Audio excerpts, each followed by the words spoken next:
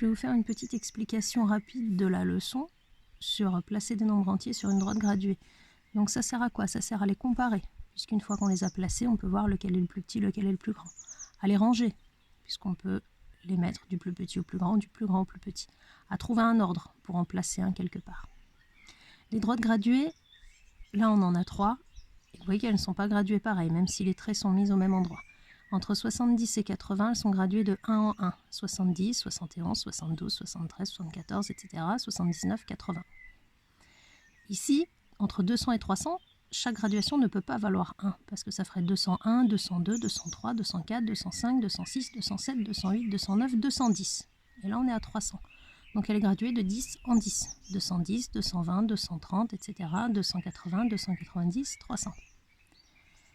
Celle-ci, entre 5000 et 6000, elle n'est pas graduée de 1 en 1. 5001, 5002, 5009, 5010, ça ne va pas. Elle n'est pas graduée de 10 en 10. 5010, 5020, 5080, 5090, ça ferait 5100. Elle est graduée de 100 en 100. 5100, 5200, 5300, 5400, 5500, 5600, 5700, 5800, 5900, 6000.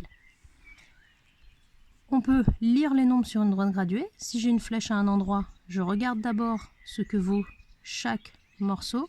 Ici, on est entre 700 et 800, donc une graduation vaut 10.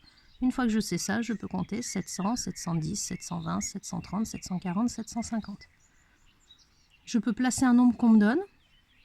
Ici, entre 480 et 490, chaque petite graduation va valoir 1. Une fois que je sais ça, je peux placer par exemple le nombre 489 ici.